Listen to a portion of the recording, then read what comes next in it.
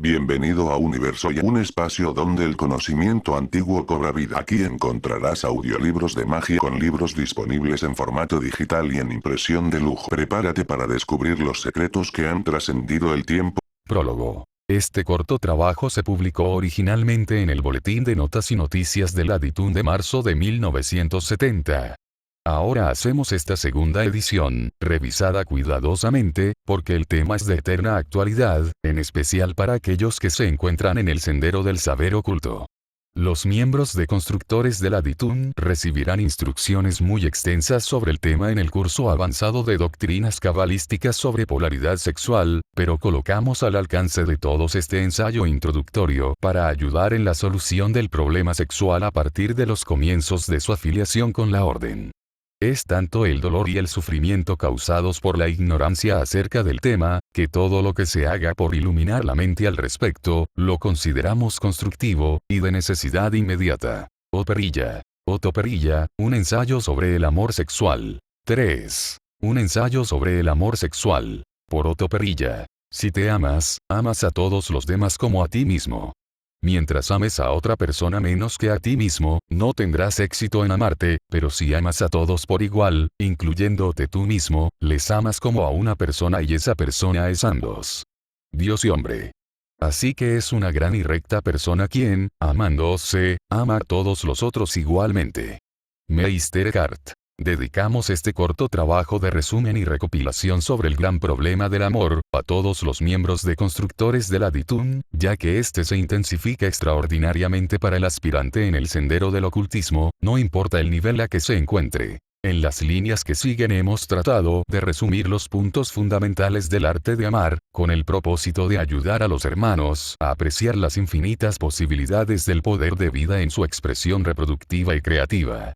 Hemos fundamentado este ensayo en las doctrinas esotéricas, y en los principios de perfección sexual expuestos por Rudolf von Urban en su obra, infortunadamente todavía no traducida al español, Perfección sexual y felicidad marital, y en otros autores cuya lista damos al final. Definir el amor es imposible, pero podemos apreciarlo en su manifestación como amor maternal, amor paternal, amor filial, amistad, amor sexual. Amor o apego hacia las cosas, como amor hacia la ciencia, amor hacia el arte, amor hacia la naturaleza.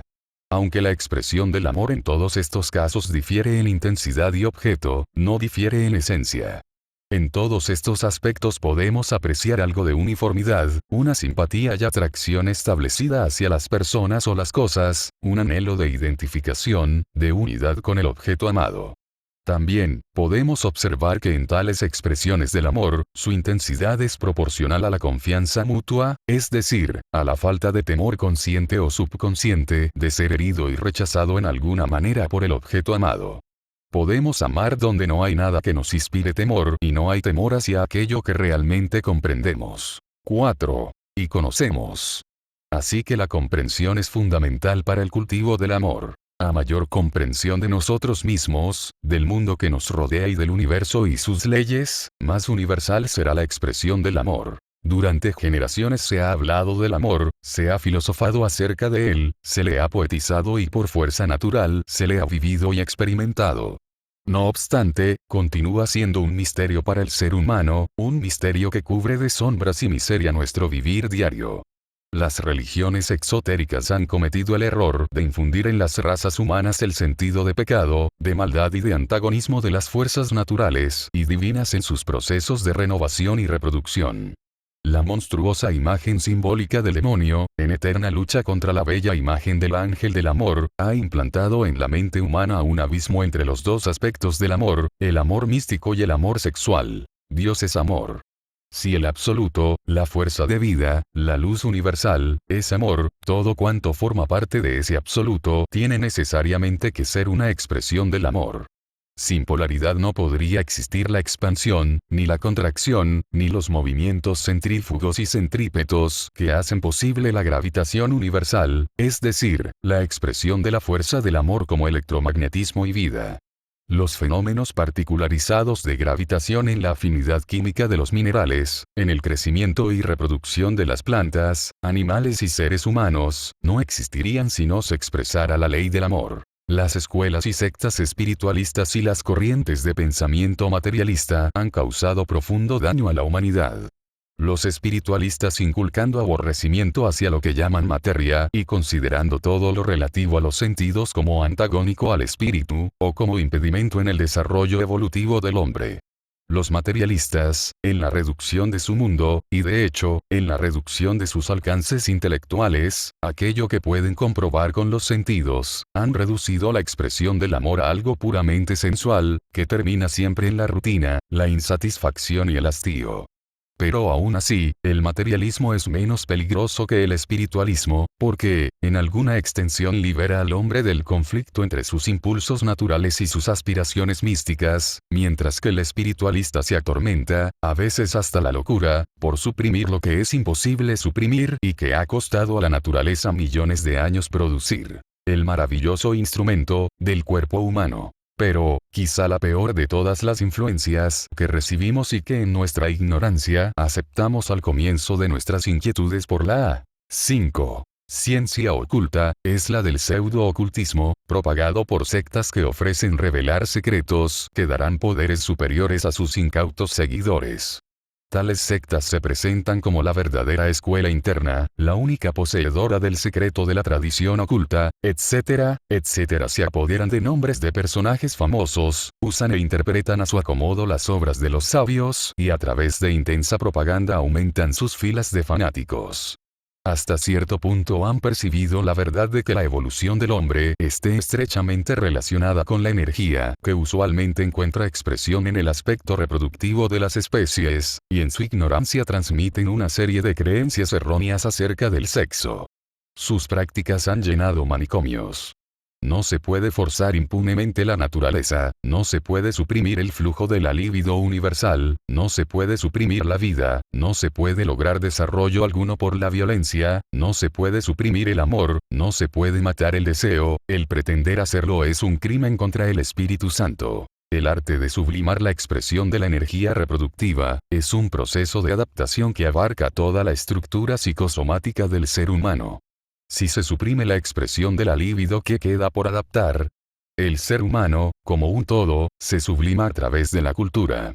Lo que forma la personalidad humana es un conjunto de adaptaciones de la cosa una, del amor, de la energía electromagnética del cosmos. El tarot, la cábala y la alquimia constituyen un cuerpo de enseñanzas y prácticas metodizadas para conducir al aspirante al desarrollo requerido para la sublimación y adaptación de todos los aspectos de expresión de la fuerza de vida. El aspirante que sigue esta senda desarrolla, paulatina y seguramente, la atención y concentración, la memoria, la imaginación, la razón, la intuición, la discriminación y el vehículo físico. Tal desarrollo es prerequisito indispensable para capacitar la mente en el conocimiento de los aspectos superiores de adaptación de la energía creadora. No existe secreto alguno que pueda ser comunicado a, y comprendido por, una mente que no haya sido desarrollada hasta el nivel que la capacita para la comprensión. No hay maestro, gurú o adepto alguno que pueda hacerle comprender a un campesino, que ignora los números, la teoría de la relatividad de Einstein, o siquiera que es una suma o multiplicación. Las historias de iniciaciones misteriosas son muy bellas, seductoras, llenas de romance, pero nadie puede convertir un asno en caballo con el toque mágico de una varita. La sabiduría eterna es una ciencia, la ciencia suprema, la ciencia de la 6. Evolución del ser humano. Y como tal, exige de sus seguidores, lo que cualquier otra ciencia, conocimiento y práctica.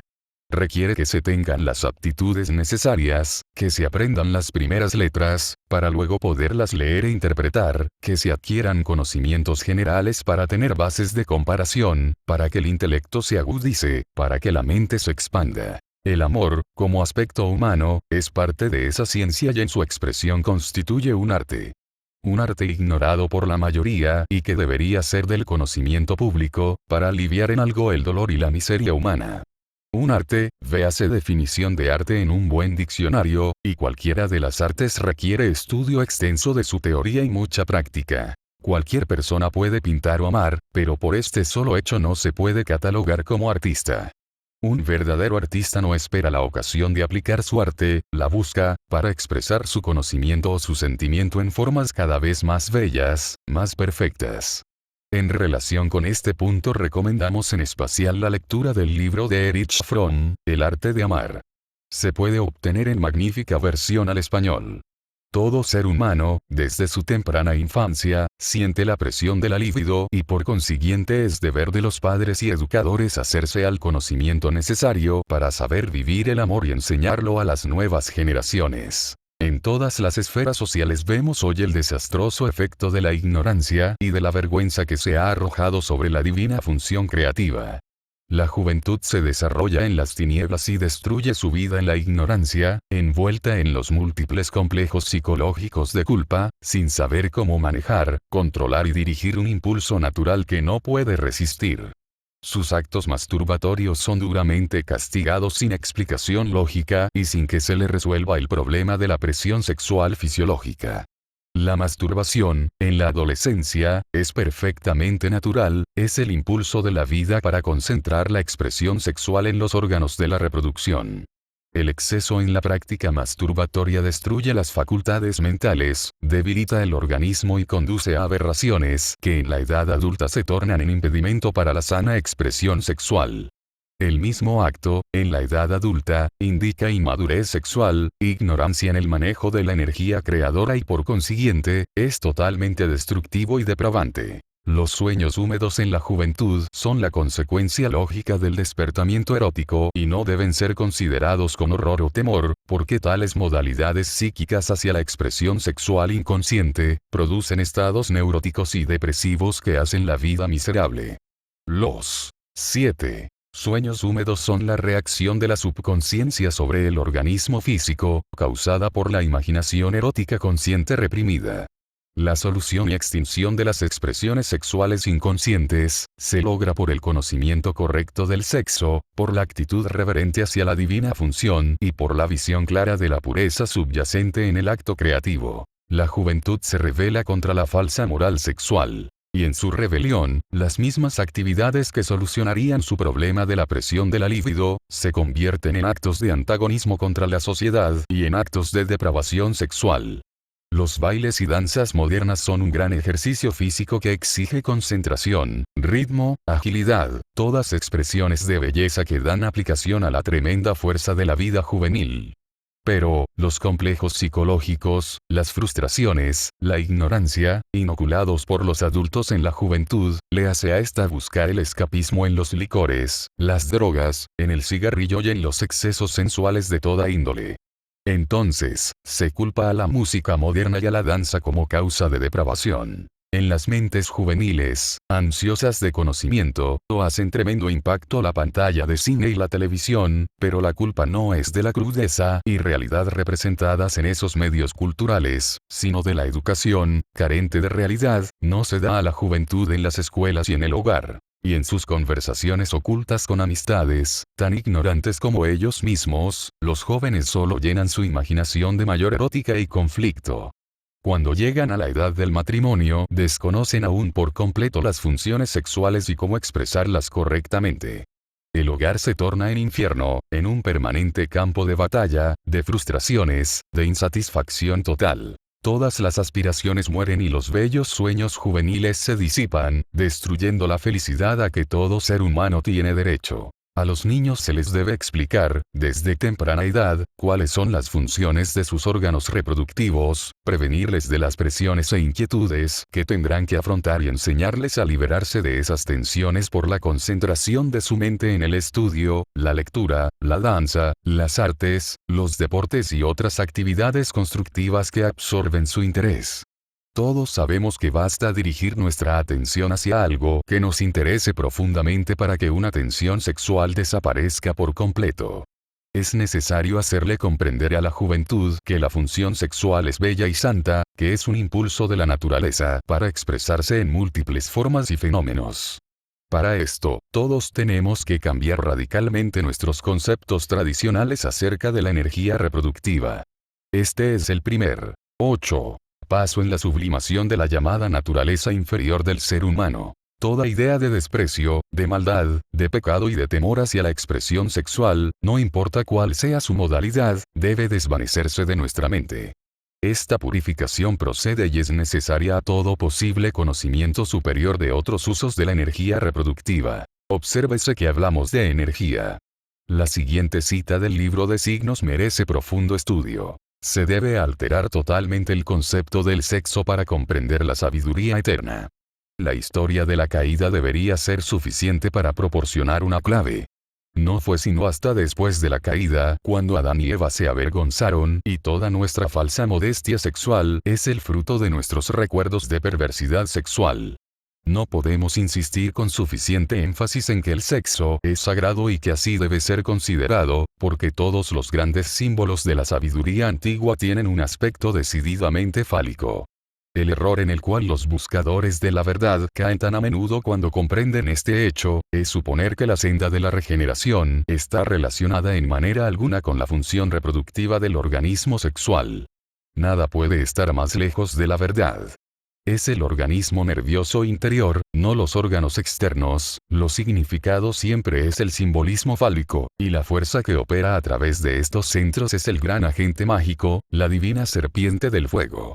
Tenemos la tarea, casi sobrehumana, de crear un nuevo conjunto de asociaciones con la palabra sexo, porque después de todo, ciertos aspectos de la verdad deben ser llevados a aplicación práctica a través de ejercicios que conducirían solo a los resultados más terribles a menos que las mentes de quienes los inician sean primero purificadas por completo.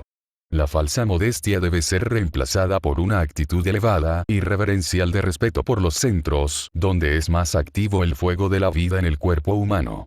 A continuación trataremos de disipar algunos conceptos erróneos acerca del sexo. La castidad implica una vida frustrada, carente de la experiencia del amor sexual y, por consiguiente, es un impedimento al desarrollo evolutivo del ser humano. La continencia conserva energía. Y esta es la única razón para que se la use en ciertas ocasiones, con fines específicos y para aprender a controlar la expresión de la libido. No olvide que el control de una función no es supresión.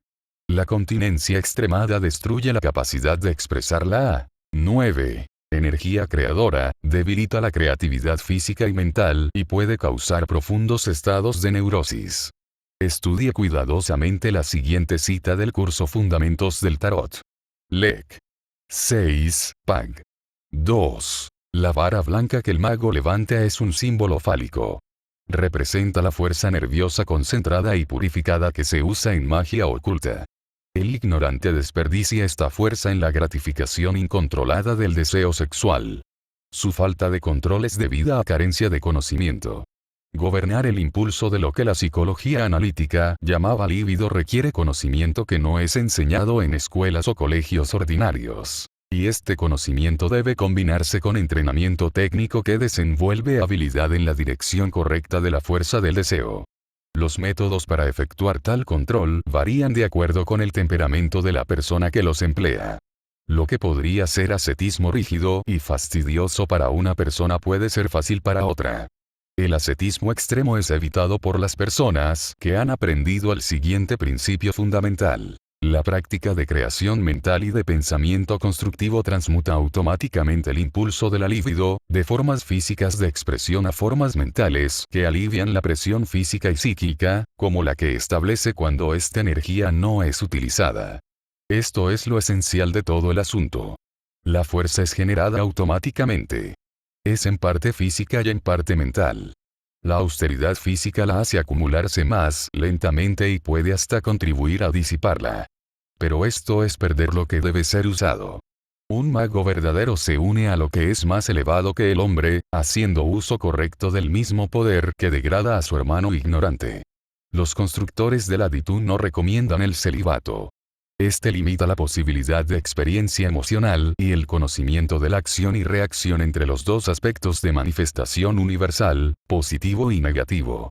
El amor universal no se puede vivir si no se vive primero el amor individual. Así como la conciencia sería imposible de percibirse si su esfera de actividad no se limitara por la atención y la concentración en objetos específicos, así el amor no tendría sentido, ni se le podría experimentar, si su actividad no se limitara primero a personas y cosas en particular. Muchos aspirantes obstaculizan su progreso por temor a perder su libertad. Esto es solamente una interpretación errónea de lo que se significa por libertad. El ser que vive en nosotros es absolutamente libre, siempre lo ha sido y siempre lo será. En su libertad se ha limitado a través de sus instrumentos para poderse percibir, para hacer de su conocimiento absoluto. 10. Inferido un conocimiento real vivido, comprobado. Con tal fin existen las leyes cósmicas de su expresión y mientras existan siempre limitarán. Todo en nuestras vidas tiene sentido gracias al poder limitante de la fuerza de vida y todas nuestras actividades, en cualquier esfera son compromisos. Si deseamos aprender una lengua, para lograr la libertad de usarla, tenernos que imponernos una disciplina, una limitación y así es con cualquier cosa que deseemos realizar. El amor no puede salirse de esta norma y para comprenderlo es preciso vivirla, para experimentarlo y conocerlo hay que sentirlo y, ¿cómo podemos vivirlo si obstaculizamos su influjo con nuestros temores? La promiscuidad es negativa para el desarrollo espiritual del hombre debido al intercambio bioeléctrico de personalidades diversas o inferiores y por la inconsistencia de las relaciones, que no permiten la estabilización emocional, la expansión y sinceridad del amor y mucho menos la aplicación del arte a la universalización del amor. La libertad de amar es la libertad de sentir el amor, no la licencia sensual que destruye el sentimiento puro, acrecienta el sentido de separatividad y acarrea la muerte. El aspecto reproductivo no es la única función de la energía creadora. La energía que se expresa intensamente en los órganos sexuales, tiene otras funciones creativas que irán siendo descubiertas a medida que el aspirante avance en su cultura interior y desvíe así la actividad de la libido hacia esferas superiores de creatividad. Este proceso sublimatorio se efectúa en manera natural, como el florecer de una rosa, con la modificación de los modelos habituales de la subconsciencia. La meditación es la práctica que conduce a estos resultados, pero la meditación, es a su vez, una actitud y actividad mental que se desarrolla a través del proceso cultural.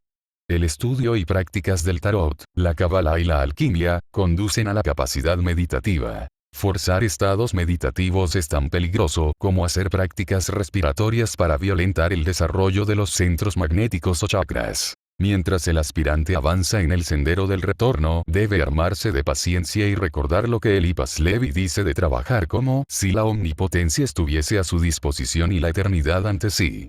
Mientras el venenoso escorpión puede tornarse en el águila de aspiración, se debe vivir en forma natural, aprovechando todas las facultades humanas para el desarrollo evolutivo, por su utilización, no por la supresión. Todo acto sexual para la mera gratificación sensorial es destructivo, al incrementar el sentido de separatividad, hace más intensa la idea de que las fuerzas operativas son originadas en la personalidad y la sugestión de desgaste. 11. Orgánico hace la renovación celular más lenta, produciendo la vejez y la muerte. No se interprete esto erróneamente, los sentidos siempre estarán activos. Nos referimos a la gratificación sensual, a la lujuria.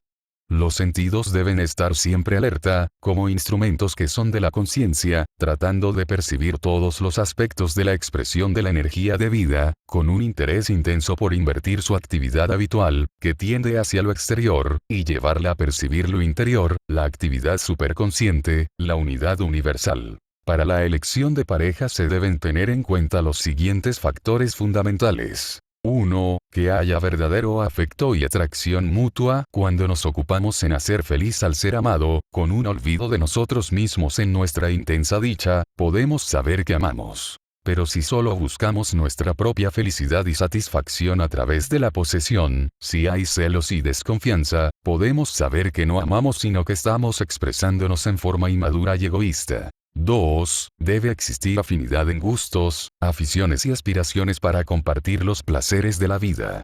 Esta afinidad se establece cuando el nivel evolutivo de la pareja es acorde. 3. Debe existir aceptación mutua total. No podemos pretender reformar a nadie sin crear de inmediato un infierno. Cada ser humano es un aspecto único de expresión del poder de vida, e interferir con sus motivos, actitudes, hábitos, creencias, etc., es intentar imponer nuestros ideales de perfección sobre otros, con el efecto consecuente de crear antagonismo, antipatía y odio. 4. Ambos amantes deben gozar de un buen equilibrio orgánico y mental. La buena salud es esencial para unas relaciones felices y plenas. 5. Ambos deben estudiar y comprender lo mejor posible los múltiples aspectos del amor y en especial las funciones sexuales. Hacer todo cuanto esté a su alcance por suprimir todo complejo de vergüenza, desprecio, culpabilidad o inmadurez en relación con los órganos sexuales y sus funciones. 6. Los besos y caricias son una preparación para el acto sexual y, por consiguiente, tienen su lugar y tiempo apropiado. Los besos y 12. Caricias excitantes, cuando no se continúa luego con la unión sexual, producen tensiones bioeléctricas en el organismo que pueden conducir al antagonismo, al hastío y a la neurosis. Toda unión sexual debe realizarse después de un prolongado periodo de preparación, en perfecta tranquilidad y con total concentración de todas las facultades en las diversas fases de los estados internos de la unión. A continuación traducimos las 6 reglas de perfección sexual, que forman el aspecto fundamental de la obra de von Urban. 1. Preparación. El acto sexual debe estar precedido por un periodo de juego amoroso con caricias y besos. Durante este preludio no debe haber impedimento alguno al contacto completo de la piel y el hombre debe tratar de concentrar las sensaciones de su esposa en la vagina a través de suaves caricias, evitando completamente el clítoris, y lograr así la total humedad vaginal. La razón para que la vagina esté húmeda no es solamente para facilitar la entrada del pene, sino también porque la humedad es un buen conductor de la electricidad. Sus potenciales diferentes de bioelectricidad no pueden igualarse a través de una vagina seca, y esta es la causa principal de la frigidez. Evitar una irritación del clítoris, no importa lo placentera que ésta pueda ser, es importante, porque, puesto que es el centro de atención durante la etapa inmadura de desarrollo prevaginal, esta inmadurez continuará hasta la vida marital mientras el interés de la mujer no sea transferido con éxito a la vagina. Repetimos esta prevención contra la irritación del clítoris en un esfuerzo por contrarrestar el consejo de algunos escritores sobre sexo quienes, cediendo a los deseos de sus pacientes inmaduras, recomiendan todavía como juego de amor una estimulación y masturbación del clítoris. Con este error privan a sus pacientes de una satisfacción sexual completa e ideal. Esta práctica es en sí suficiente para mantener a algunas mujeres en la frigidez. Una mujer puede tener una de 2 clases de orgasmo, un orgasmo clitorial o un orgasmo vaginal. El orgasmo clitorial es todo cuanto conocen la mayoría de las mujeres inmaduras, aún durante el roce vaginal. Solamente pueden obtener una satisfacción parcial de ello. No obstante, si una mujer abandona esa satisfacción parcial, puede eventualmente aprender la profunda satisfacción madura procedente del orgasmo producido por el estímulo de la 13. Vagina y de la extremidad del útero. Concedido, tal mujer pasará a un periodo de muerte sexual, mientras abandona la sensación acostumbrada y antes de lograr la correcta, pero unas pocas semanas de concentración, paciencia y poder de voluntad le traerán una recompensa abundante. El preludio mismo en la unión sexual requiere otro preludio, un día de bondad y ternura mutua. Un hombre no puede esperar que su esposa reaccione amigablemente a sus avances amorosos si ha peleado violentamente con ella en el comedor. Su resentimiento hacia él tenderá a bloquear la entrega de bioelectricidad procedente de sus células y los disturbios emocionales absorberían tanto de su energía que el acto sexual, aunque con éxito aparente, la dejarían exhausta. El coito con una vagina seca es un acto puramente mecánico y carente de animación. Este tipo de coito es por consiguiente un acto masturbatorio que resulta en depresión y disgusto. Esto se encuentra expresado en el proverbio romano: Laete venire Venus, triste avire solet Venus llega feliz, pero se va triste. Esto es verdad en un acto sexual entre una prostituta y su cliente. Tal relación, trivial, agotadora y fea, deja una amarga sensación de frustración. Pero los compañeros sexuales, sin inhibiciones, que están a tono el uno con el otro y bien preparados para el acto sexual, se sienten animados, refrescados y felices después de su unión. Su amor crece y se profundiza. Estos conocimientos se comparten sin monetización, dedicando tiempo para que lleguen a quienes los necesitan. Si este conocimiento ha aportado algo a tu vida, puedes hacernos una ofrenda para que la energía siga fluyendo. También puedes adquirir estos libros en formato digital y en impresión de lujo. Encuentra más información escribiendo a 777 creación contenido 777@mail.com. No olvides suscribirte, darle me gusta y dejar en los comentarios si la magia que buscabas te funcionó. Comparte tu experiencia para que juntos sigamos ampliando nuestro conocimiento. Gracias por ser parte de Universoy.